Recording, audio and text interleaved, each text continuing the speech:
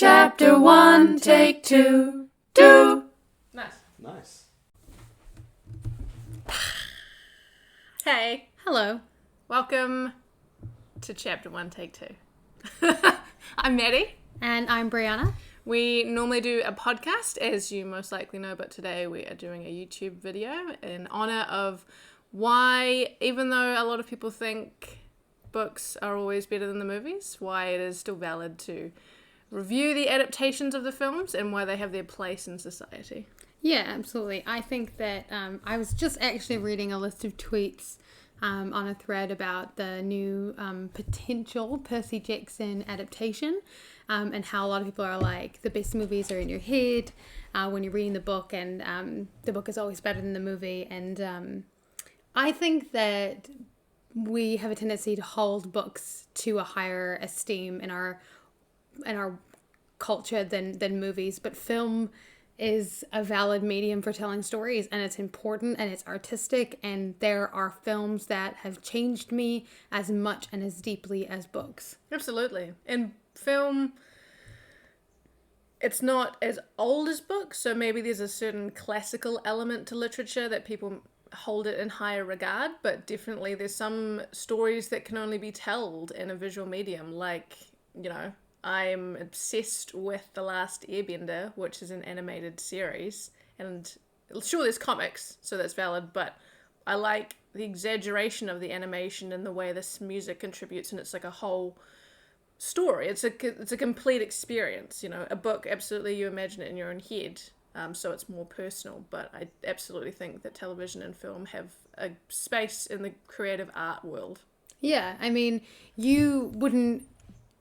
If you went to an art gallery, no one would tell you that it's a waste of time just because you're not the person painting the art and so you're not engaging with it. Like, just because it's a visual medium doesn't mean it's less valid. Absolutely. I think that when I engage in films, this was sort of inspired by Greta Gerwig's adaptation of Little Women, which we covered in a recent podcast episode, because her adaptation of the book isn't a straightforward adaptation. She talks about in some of her interviews how when she loved the book growing up, and what she wanted to do was explode the narrative and put it back together in a different way that made it more relevant to the current political and feminist culture that we're experiencing today, which is different than the one that Louisa May Alcott was experiencing. And I think that the adaptation we got is better for her putting her spin on it and like bringing elements in from Louisa May Alcott's life and using the movie to comment on feminism as it is today. Absolutely. It's almost like we've got more elements because the book is just the novel that Louisa May Alcott wrote about these characters. While it has reflections of her own life, we don't get any of those elements, whereas Jo is portrayed more as Louisa May Alcott and Jo, so it's like, we've got a good dynamic there of kind of Greta putting herself and Jo and Louisa all into one character, which would be nearly impossible to achieve in a novel format, so it's wonderful. Yeah, there are more people that work on a film, and so you get more people. There's a wonderful quote from another interview from Greta where she talks about it's Saoirse Ronan playing Jo, playing Louisa May Alcott with the words from Greta Gerwig. That's so many different levels, and it's so many different women's stories, but that's kind of what Little Women is. It's a representation of the importance of the lives of women, even if what they get to do is simply domestic. Yeah, absolutely. And we're using Little Women as an example to back up our thesis of movies being valid, because the novel was written as a whole in 1880, which was over 150 years ago. And so to get Greta Gerwig's spin on this novel that's been adapted 9 times, it's wonderful to see how she's, even though it's still set in the 1800s, she's brought it into modern times. Like Brie was saying, the messages are relevant and valid today. Like, it talks about how women are still, they've got all the beautiful speeches that Saoirse Ronan does about, women have thoughts and they're not just here for love, and they're not just here because they're beautiful. Like, they have ambition and they have power, and that message is still incredibly relevant today. Like, that speech was added and it's not from the original novel, but overall it's reinforcing a message that the novel was saying more subtly in the 1800s. Yeah, definitely, because she only could do it subtly. Yeah. And I think, and that's the thing, like when you're directing a play that's already been directed, you talk about how you want to give your take. You don't want to just, you wouldn't watch another version of the direction and go, like, I want to do that. You would say, this is the message I want to put on it. This is the take. That's why you get like things with Shakespeare where they do the original casting where it's all men, and you get Shakespeare where they do reverse casting, or they swap characters around, or you get non-traditional casting, and that allows that opportunity. And that's kind of what like Greta Gerwig did with Little Women. She gave her take on the story, and I think that's valid as long as you keep the heart of what the story is about in your mind when you're recreating it. And that's what she did. She did a lot of research into Louisa May Alcott's life, and it was obvious that she cared a lot, like on a personal level, about the novel and the author itself. And like she says in many interviews about how she felt like even the title Little Women was a nod through time, that Louisa was like making a joke calling it that, because Little Woman is normally like a derogatory term, but it's more like she's aware of what she's saying by saying it. Like, even though you think all these domestic tasks are small and insignificant, the lives of these women matter, and they're big and they're important, and they have something to say, and it should be heard. Yeah, and I think absolutely that's so true. And Greta's version of this book should be heard as well. Yeah. And I think that 100%. Anybody who enjoyed Little Women, the book, is going to enjoy Little Women, the movie, the 2019 adaptation. As many who saw the 1994 adaptation enjoyed it. It was, in a lot of similar ways, it was reminiscent of the time, the feminism that was going on in the 1990s. And I think there are a lot of films out there that aren't based on books that are just as good as any books that I've read. I mean, not last year, but the year before that, I read this book that was incredible. It was an examination of marriage in America. It was called Fates and Furies, and it honestly, I was taken away with it. Like it really talked about some of the darker aspects of getting married to someone, and how well you really know someone, and things like that, and how when you get married to someone, they can hurt you in a way that other people can't. Yeah, because you let them in and you're much more emotionally vulnerable with them. Yeah, and they know you the best. Yeah. And then we saw the Marriage Story. And yeah, well, I was just going to say, Marriage Story is a perfect example of how just, like, it wasn't brought in from a book or anything. It's not an adaptation, but in and of itself, it's art, because it examines something on a deep level that is, I'm sure for some people triggering, and I'm sure for some people it shows them a version of marriage that they have never experienced, because it's quite confrontational and lots of people aren't like that. But to watch it and to absorb it is just as valid of an experience to read a book like Fates and Furies. Absolutely. And there's something to the visual element that you don't get from a book. There's the pauses. Yeah. And I like a relationship in pauses, what those pauses mean, whether that's a pause. So much. Yeah, exactly. Like, I'm taking a step back from the argument, or is that a pause like, I can't believe you just said that? And that's something you can't convey in a book. Absolutely. Or is it a pause like, I don't want to say something I'll regret? Yeah. You know, and to get to experience not just directors, but different actors' interpretations of characters. Like, sometimes to see an actor that you might really admire bring to life a character that you admire in a book, like seeing Laura, oh my god, she's the Hunger Games chick. Jennifer Lawrence. Yeah, I was like, it's the not, Hunger Games it's chick. got Laura. I was thinking of Laurie from Little Women, so I was getting myself mixed up. But Jennifer Lawrence really kind of represented a strong female lead in that generation. Like, she really brought Katniss to life, because she, as herself, in real life, was also very loud and empowered, and I think... Yeah, what I know about her yeah. makes Katniss's character even better on the screen than it would be otherwise. Exactly, and that's a different experience than what you would get from the books, because the books is obviously a story inside your own experience, inside your mind. You're putting a different face to the characters. You're interpreting their lines in a personal way based on your experiences and based on the way that you would interpret it. So film just has a different element to that, and when it's done well, even when it's not done well, like, it's still a very valid way of absorbing something or experiencing something. Absolutely, I completely agree. I think the important thing is that stories are moving. They change you. They are how we communicate with the world around us. I mean, Philip Pullman has an entire collection of essays. I reference this so often. I love that book. Honestly, Demon Voices. Yeah.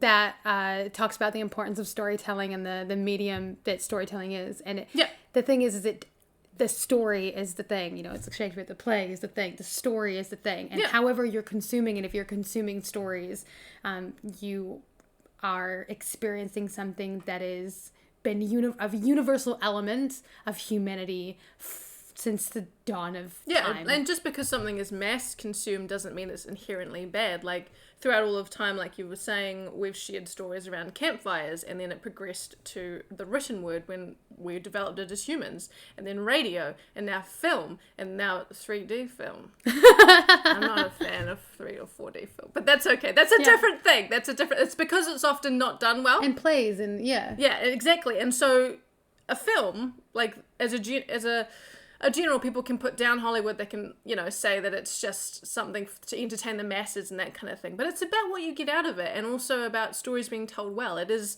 the natural progression that we would go from campfires to now we have this technology. So, of course, we're making movies because humans are obsessed with telling stories. Yeah, and how you engage in it. I mean, okay, The Handmaid's Tale, the series, is incredible. You get so much more than you get out of the book, so much more of the story. And I mean, the book is incredible as well. Like, I picked up that book at like one of those little like book library, like you swap a book, you take kind of thing. It is called like, a book library. Yeah.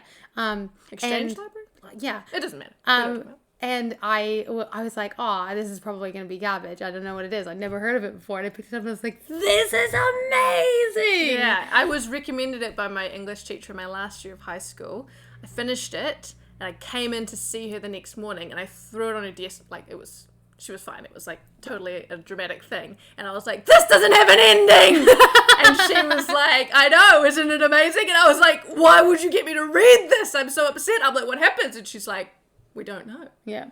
And I was like, you bitch. But it was amazing. And I'm so glad that she told me to read it. I can't think of the actress's name who stars in The Handmaid's Tale, but she's amazing. She's incredible. Yeah, like, I can't think of her name either. Like, slipped my brain. Yeah. She's incredible, and